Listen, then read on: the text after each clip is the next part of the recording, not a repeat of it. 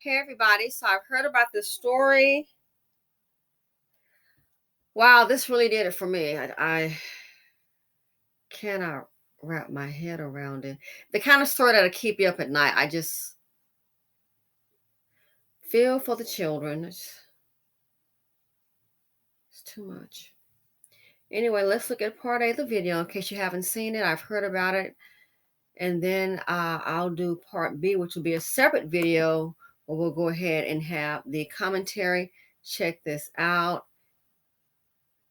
It's unbelievable. Now, let's start with this new information that we have and an investigation that is expanding. The case of 16-year-old twins who escaped from their home in Texas, running from their lives and running for their lives and from their parents. Okay? You remember this? This is the video from the neighbor's home. This neighbor opened her door for them at 5:30 in the morning. Thank God she got up and she got them in. Look at the pictures. They tell you everything you need to know.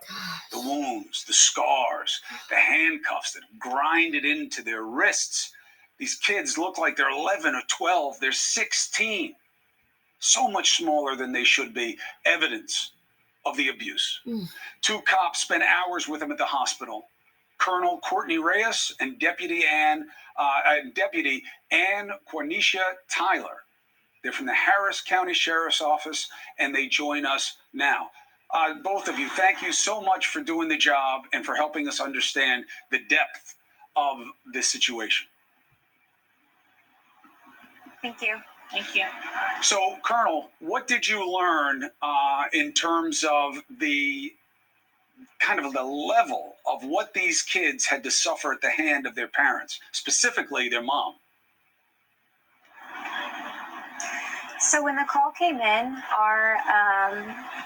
sometimes whenever we get calls and dispatch provides us with information, sometimes it's not what it seems. So when we arrived to the hospital, we were shocked and in disbelief to see the twins who were extremely malnourished and clearly abused with bruises and blisters and lacerations. And it was, in 5 years, it's something that I've never experienced. I mean, never thought I would experience. The kids seem to be undersized. I couldn't believe that they were 16 when I first saw them and the cuts into their arms. When they detailed to you, what were some of the most shocking things that they said they were subjected to at their parents' hand? I think the most shocking thing was a question that I'd asked is, how were you able to use the restroom if you were both handcuffed to a dolly?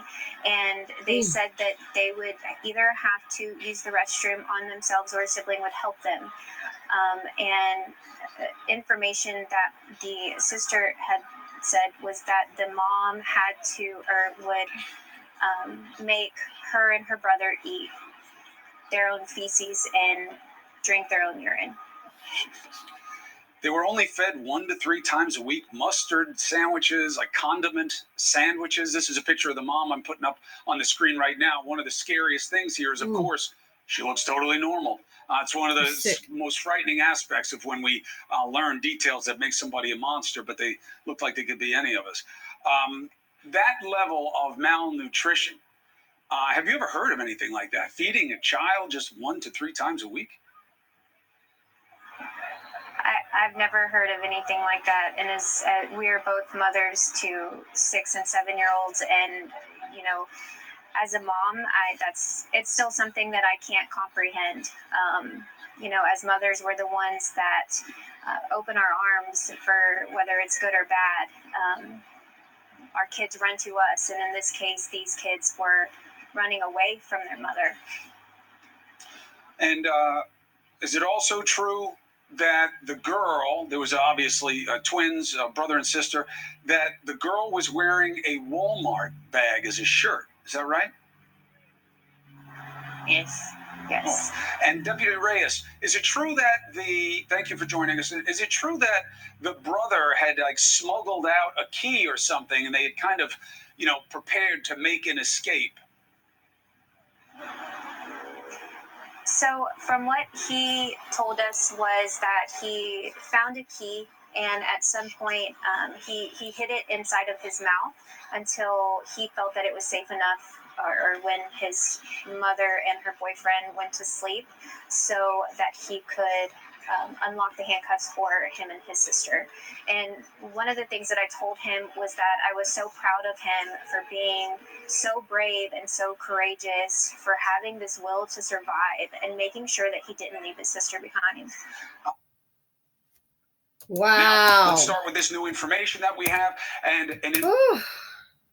My goodness. Okay, people, you saw part A.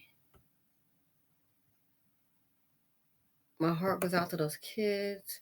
This woman, the so-called, she doesn't even deserve to be called a mother anyway. Stick around for part B, the commentary.